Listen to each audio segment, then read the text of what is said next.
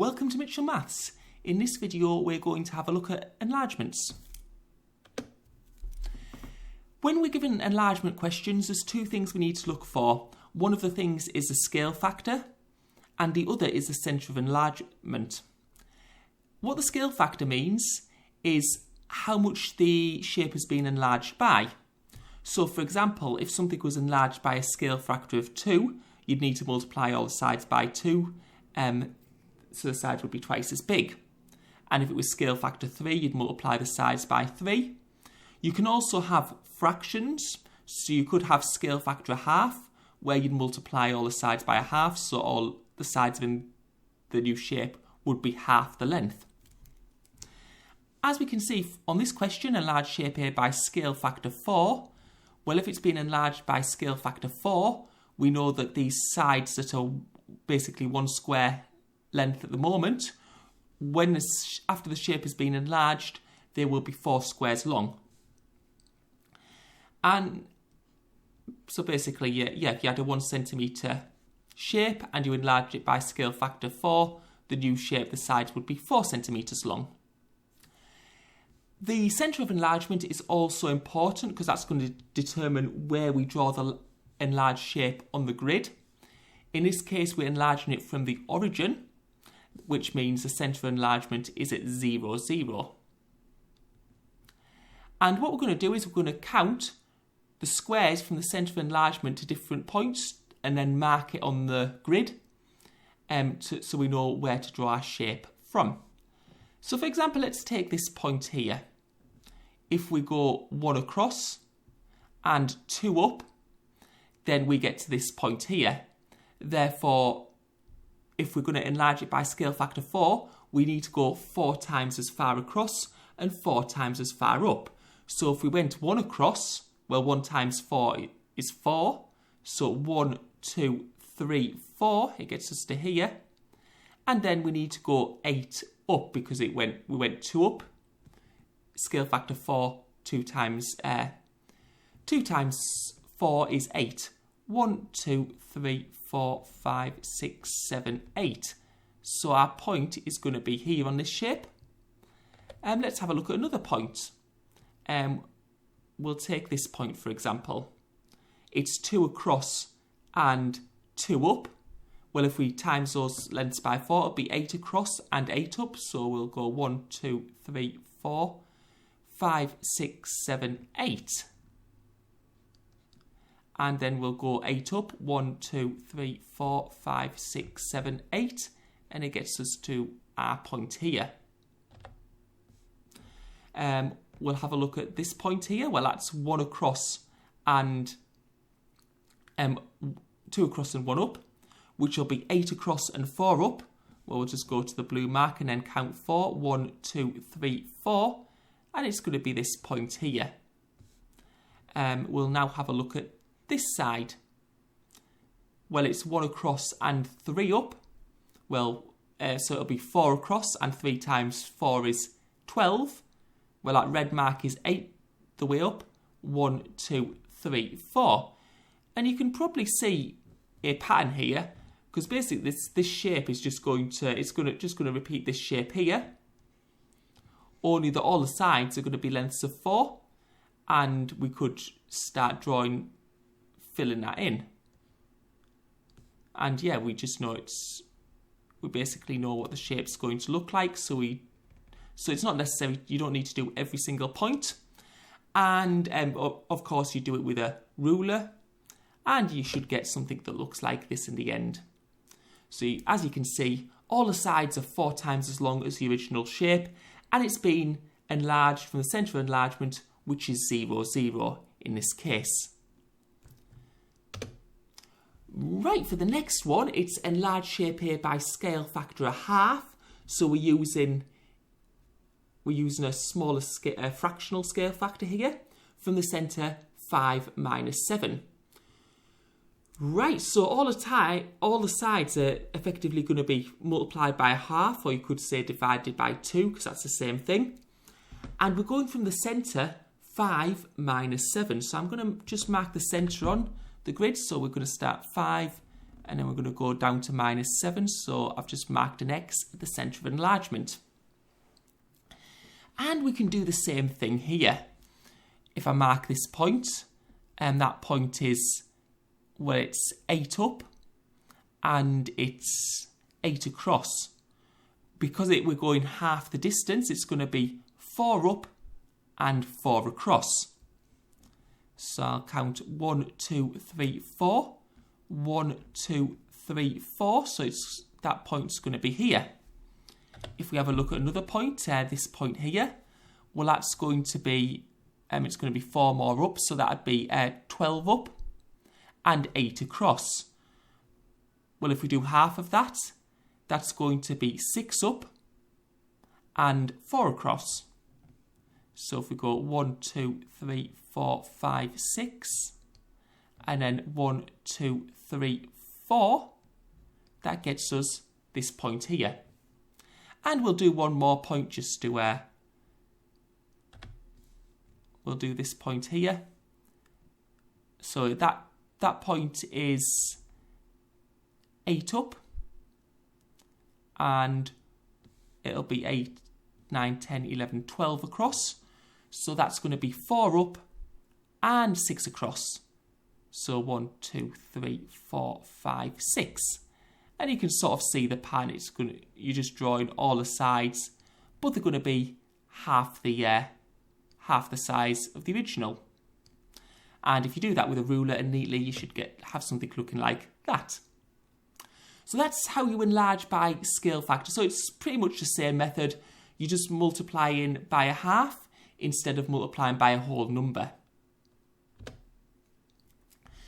Now, question 3 is describe the transformation from shape A onto shape B in the graph below. Right, so there's 2 things you need to find. You need to find the scale factor, and you also need to find the centre of enlargement. Now, to find the centre of enlargement, what you can do is you can rule a line between the same points on both shapes. So, for example, on shape A and shape B, I'd rule a line through this point. And then I'd rule a line through this point. You don't need to do all the points. About 3 is probably good enough. And then I could use these points. So I'm ruling a line through the corresponding points on both shapes. And if you rule a straight line through those points and you look at where they intersect, that will be the centre of enlargement. So you'll get something like this. Now it's not always going to be bang on, perfect, but we can see here that they're all passing through near enough to this point here. That means we know the centre of enlargement is going to be 4 minus 4. So the way we describe the transformation is we'd say enlargement by scale factor. So that's how much has it been enlarged by, or how. And what we can see, it's on shape A to shape B, so it's actually decreased in size, which means it's going to be a fraction. And let's have a look at the side. So we can see that this side is 3 boxes long, this top side. We can see it's only 2 boxes long on shape B. So if we do shape B divided by A, that'll give us a centre of enlargement because we're going from A onto B. So 2 divided A be 2 divided by 3. So we'd be enlarging by scale factor 2/3. And you could do it with other sides as well. We could have done it with this side. So that would have been 4. And on A, this side would be 1, 2, 3, 4, 5, 6. And that would have been, 4 over 6, which again would have been 2/3 if we'd simplified it. Right, so we've enlarged by scale factor 1/3 from centre. And as you can see, by drawing these straight lines through the corresponding points on both shapes, we've got the centre, which is 4 minus 4. So that's the 2 things you need to do in order to find to describe the transformation when you're doing enlargements. Now we're going to have a look at when we get a negative scale factor, which makes it a bit more tricky than just normal scale factors. And we've got the centre of enlargement again, which is -1, 7. So I'm going to mark that on the graph, so -1, and I'll go up to 7, so it's this point here. Now, when doing negative scale factors, not only do we need to multiply by the scale factor, we also need to go in the opposite direction from the centre of enlargement. So let's take the first point here, for example. We have to go 1, 2, 3, 4, 5, 6 to the right. Well, because it's scale factor a third, we're only going to move 2. And because we move to the right, because it's a negative scale factor, we have to go in the opposite direction. We're going to go to the left. So this point would be 1, 2. It would be here. Let's have a look at the other point. This point here, so we know we had to go 8 across. And we have to go 1, 2, 3, 4, 5, 6 down. So instead of going 6 across, 6 to the right and 6 down, we're going to go 2 to the left and 2 up, because we've had to multiply it by a third as well.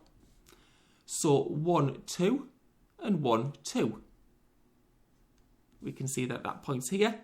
And finally, if we look at this far point here, we can see that it's 6 across and then 1, 2, 3, so an extra 3, so that would be 9 across. And it's going to be 6 down. So instead of going 9 to the right, we're going to go 3 to the left, and we're going to have to go 2 upwards, which will take us, go from the centre of enlargement, 1, 2, 3, 1, 2, and that gets us here. So we can see our shape, it's going to be, is like that. What you'll notice is when you do negative enlargements, you do get the shape in a bit of a different orientation, so you do need to be careful when marking out the points. It's usually not, might not be able to just get one point and then see how it's all going to fit together. And it should look like this if you do it neatly. Describe the transformation from shape A onto shape B on the graph below. So we can see that again it's been a negative enlargement. And the steps are actually going to be exactly the same. What we're going to do is we're going to mark the corresponding points on both shapes. You need to be very careful here to get the correct points. And then you draw a straight line through those corresponding points in order to find the centre of enlargement, which will be where the lines cross. So here we can see if we drew the straight lines through those points, we'd get the centre of enlargement here at 2, 4. And in my description, so describing the transformation, I will get, so I'll say enlargement